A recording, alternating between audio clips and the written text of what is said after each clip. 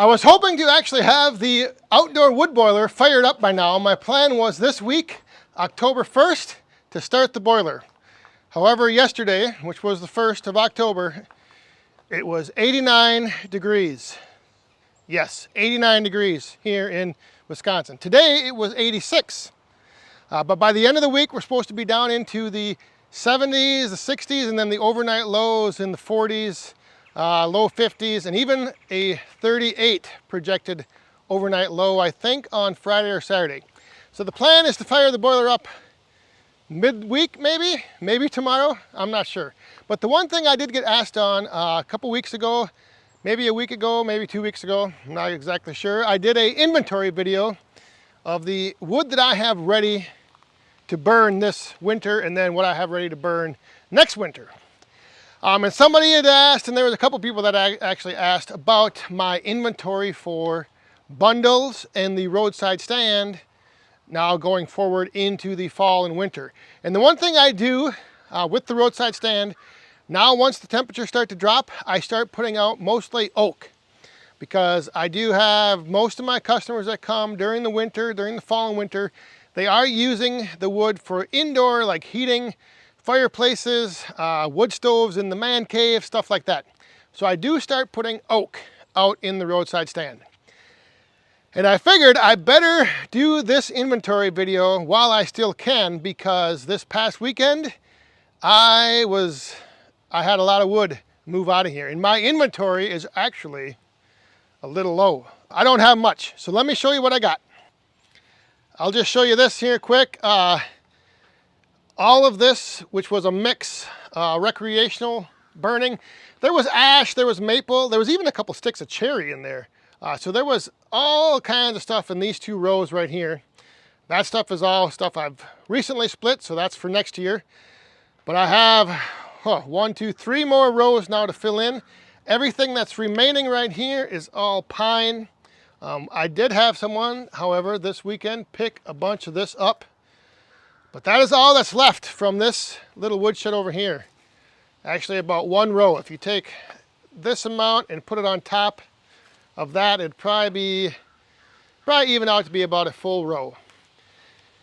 So now I will be able to take all of this stuff that I recently split and bring it over here and stack it in there for next year. This past week and weekend, I also went through some of this maple from over here. There was 4 full rows of maple. But like I said, now I kind of want to transition to oak, and I want to save that maple for next spring and summer for fire pit and recreational use, camp firewood. So over here, I had 3 rows of oak that came out just like those rows over there. So I've gone through these 3 rows. I went through half of this row and a little bit of that row, and then 1 full row right here. And those steel grates that I have down are a little over 8 feet, so there's a little bit more than 1/3 of a cord in each of these stacks. But anyhow, that little bit right here, that's all oak, and that's all I have left from that pile. And then I have these 2 rows, which aren't full rows. And then I have that row, that 1/3 of a cord, and then 2 more over here. And that is it. That is all of my oak. Well, actually, I take that back. Hang on. There's always more. But I also have these 2 totes of ash that I will be using.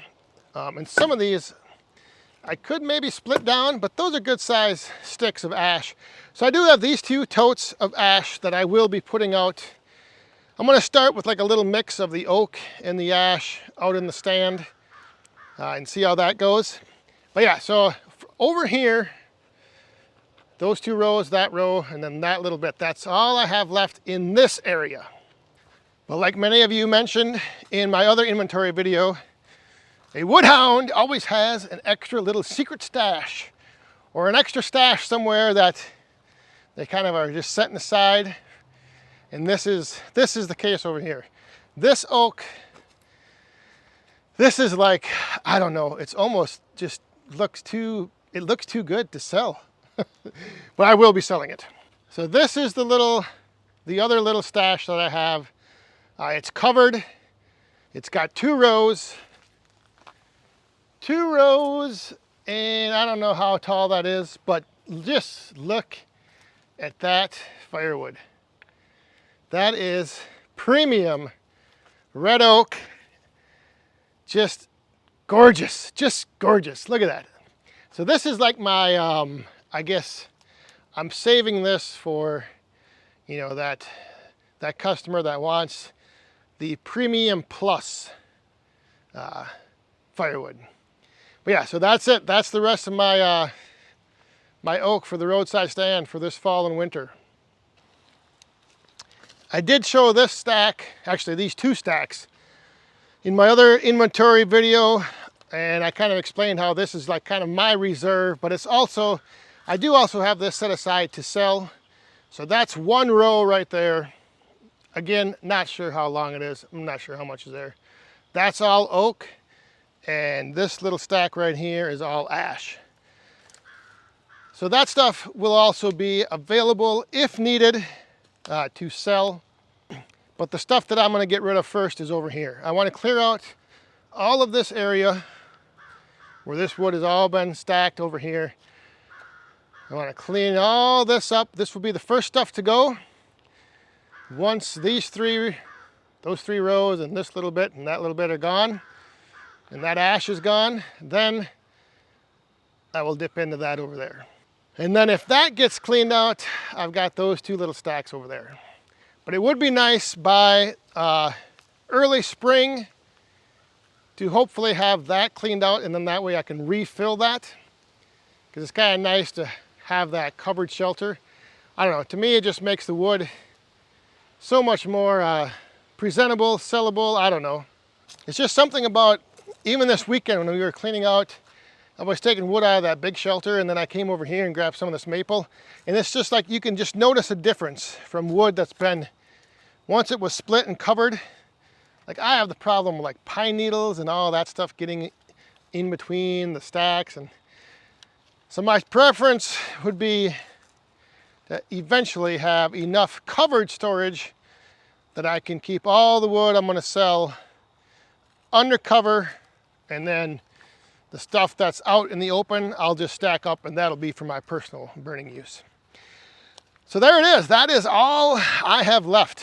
I am continuing now to, you know, produce more, but it's not going to be like the stuff I'm splitting, even if it's ash. Like I still think ash, you should give it a few months to season out. So even if I am splitting a little ash, I'm not going to consider that stuff ready until like late spring.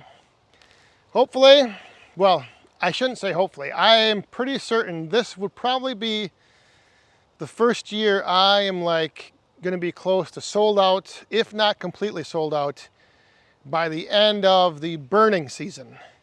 And that's the one thing, like I mentioned earlier, I kind of have these two different seasons for the roadside stand. I put out in the fall and winter, mostly oak, mostly, you know, heating wood, as I consider it. And then spring and summer, it's all recreational wood.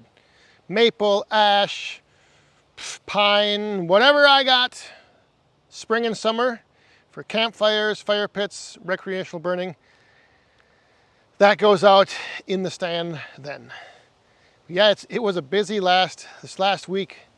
Things just picked up, and I had a lot of wood moving out of here, and as you saw, there's not very much left, but that's okay. That's what it's here for. It's here to move it out, get it down the road, and put to use in somebody else's fireplace, wood stove, you name it.